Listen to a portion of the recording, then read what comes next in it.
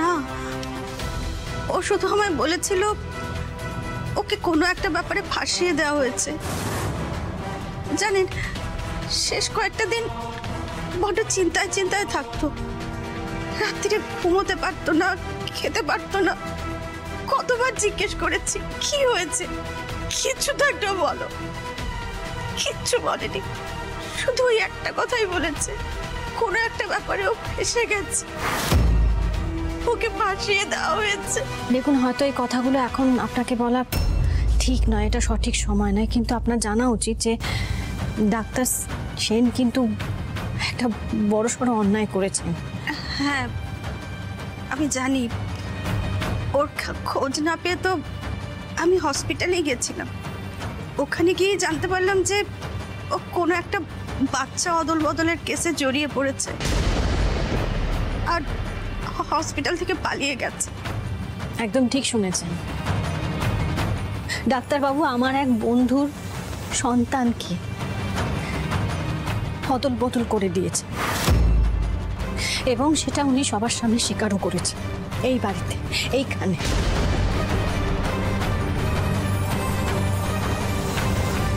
কি ব্যাপার বড়নাথ বউ, তুমি এত রাতে কার সাথে কথা বলছো? বড়মা, উনি ডাক্তার সেনের স্ত্রী শুক্লা দেবী। হোয়াট দ্য হেল, এই মহিলা আবার কি করতে এসেছে? আমার আর ভালো লাগে না, একটা বিপদ বিদায় হয় আর একটা দেশে জুটে যায়। এখানে কি করছেন আপনি? হ্যাঁ, কোন সাহসে বাড়িতে এসেছেন? না না, কোন সাহসে এসেছেন আপনি? না না, এক সেকেন্ড। আপনার হাজবেন্ডের জন্য দুটো ফ্যামিলি তছনছ হয়ে যাচ্ছিল, আর আপনি এখানে এসেছেন নিজের হাজবেন্ডের কাঁদুনি গাইতে? না না, শুনুন, আপনার হাজবেন্ডের জন্য আমাদের কোনো সহানুভূতি নেই। বেরিয়ে যান এক্ষুনি, এক্ষুনি বাড়ি থেকে বেরিয়ে যান আপনি। বিশ্বাস করুন, আমার হাজবেন্ড ক্রিমিনাল নয়, ওকে ফাঁসিয়ে দেওয়া হয়েছে। ও যদি মুখে স্বীকার করেও থাকে তবু ওকে কেউ ফাঁসিয়েছে, তাই ও বলেছে।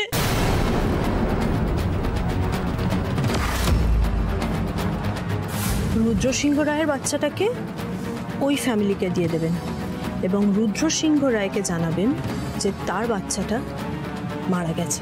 খুব সিম্পল। এই মহিলা যদি জানে আমি টাকা দিয়েছিলাম তাহলে তো। মিসেস সিংহ রায়, আপনি বিশ্বাস করুন, আমি যদি শিওর না হতাম যে আমার স্বামীকে ফাঁসিয়ে দেওয়া হয়েছে বা ও নির্দোষ, তাহলে আমি আপনাদের বাড়িতে আসতাম না। তাহলে আপনার উচিত এই মুহূর্তে পুলিশকে সবটা জানানো। আপনি কি থানায় গিয়েছিলেন? আপনি আমাদের ঠিকানাটা কি করে পেলেন? আপনাদের ফোন নাম্বারটা আমাকে একজন পুলিশ অফিসার দিয়েছেন। আমি 3টে নাম্বার অ্যাড করে দিচ্ছি, প্রথমটা থানার, তারপর একটা রুদ্র সিংহ রায়, তারপর একটা সম্পদ সান্যাল। আর আপনাদের এই বাড়ির ঠিকানা আমি হসপিটাল থেকে পেয়েছি। আমি খুব অসহায় হয়ে আপনাদের কাছে এসেছি, জানো তো। আমার একমাত্র সন্তান ব্লাড ক্যান্সারে ভুগছিল, সেও আর নেই। আমার নিজের বলতে আর কেউ নেই। আমি এখন মরে যেতে পারলে বাঁচতাম, জানেন তো। কিন্তু আমার স্বামীর খুনের প্রতিশোধ না নিয়ে তো আমি মরতেও পারছি না। প্রতিশোধ না নিলে তো আমার স্বামীর আত্মা শান্তি পাবে না। বলুন,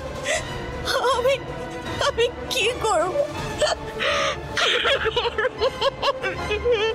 এই যে শুনুন, আপনি কাঁদুনি না আগে বিদায় হন তো এখান থেকে।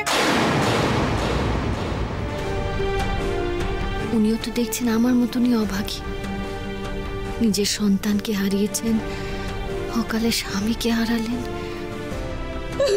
শুক্লা দেবী, শুনুন, আপনি শান্ত হন। হ্যাঁ, দেখুন, এভাবে আপনার ভাবাটা উচিত নয়। আইন নিজের হাতে তুলে নেবেন না। আপনি পুলিশকে সবটা জানান, পুলিশ নিশ্চয়ই আপনাকে সাহায্য করবে।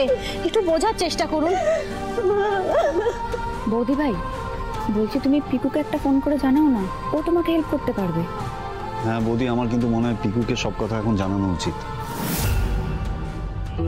পিকুর নাম জপে লাভ নেই রোশনি, যতই করো পিকু আর তোমাকে কখনো অ্যাকসেপ্ট করবে না। আমি ফোন করছি পিকুকে। পরিস্থিতি তো ক্রমশ জটিল হচ্ছে, এখন যদি তদন্ত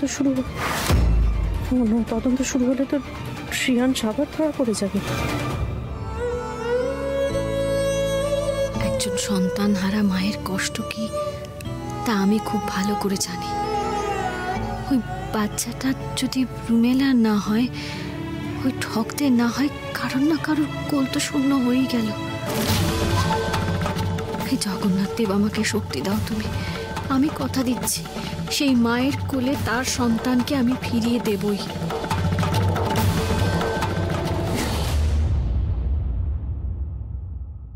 পিকু, তুমি সবটাই শুনলে, এবার বলো আমাদের কি করা উচিত। আচ্ছা, ডক্টর সেন লাস্ট যে নাম্বার থেকে আপনাকে ফোন করেছিলেন সেটা ওনার নিজের নাম্বার না, তাই তো? হ্যাঁ, ওটা একটা অন্য নাম্বার। আসলে আমার স্বামী বরাবর ওই একটা ফোন নাম্বারই ইউজ করতো, আর ফোনটা সুইচ অফ করার আগে ও আমাকে কলও করেছিল।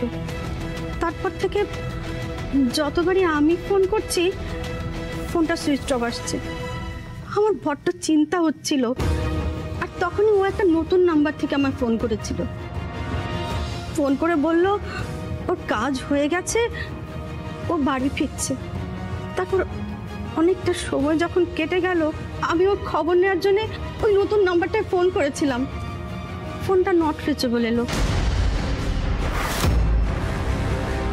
আমার কি মনে হয় জানো, যারা আমার স্বামীকে ফোন করেছে বা যারা ওকে ফাঁসিয়েছে, তারা হয়তো আমার সাথে কথা বলার পরেই ওই ফোনের সিমটাকে নষ্ট করে দিয়েছে। হতে পারে, মানে ফোন থেকে সিমটা যদি বারও করে নেওয়া হয় তাও কিন্তু ফোনের লোকেশনটা কোনো না কোনোভাবে ট্র্যাক করা সম্ভব ওই সিম থেকেই। তো সেটা যদি আমরা করতে পারি, কোন দোকান থেকে সিমটা নেওয়া হয়েছিল সেটাও জানা যাবে, তাহলে কাজটা একটু ইজি হবে। সেটা কিভাবে? দেখো, ওরা সিমটা যখন কিনেছে নিশ্চয়ই কোনো আইডেন্টিফিকেশন দিয়েছে। দোকানটা খুঁজে বার করতে পারলেই জানা যাবে কে বা কারা সিমটা কিনেছিল। পিকু, পুলিশ হয়ে তুমি এই কথাটা বলছো? হ্যাঁ, যে এমন অপরাধ করবে সে কখনো তার আসল পরিচয় ওই সিম কার্ড কিনবে? সে তো ভুয়ো পরিচয় সিম কার্ডটা কিনবে। ব্যাস হয়ে গেল, এই আলো আবার ওই গোয়েন্দাগিরি মোড়ে ঢুকে গেছে। সহ্য। বৌদি, তুমি যেটা বলছো সেটা একদম ঠিক, কিন্তু এটা ছাড়া তো আমাদের কাছে কোনো উপায় নেই। আর আমরা যদি একবার দোকানটা ট্র্যাক করতে পারি, ওরা যদি নিজেদের আইডি নিয়ে সিমটা নাও কিনে থাকে, অ্যাটলিস্ট দোকানদারের সাথে কথা বলে ওরা কেমন দেখতে ছিল, কজন ছিল, এই ইনফরমেশনগুলো তো জানতে পারবো। তারপর ডিপার্টমেন্টের আর্টিস্টদের দিয়ে ওদের একটা স্কেচ করানো যাবে, কারা সিমটা কিনেছিল, অ্যাটলিস্ট তাদের কেমন দেখতে সেটা জানতে পারলে তো একটা আইডিয়া পাওয়া যাবে। এখান থেকে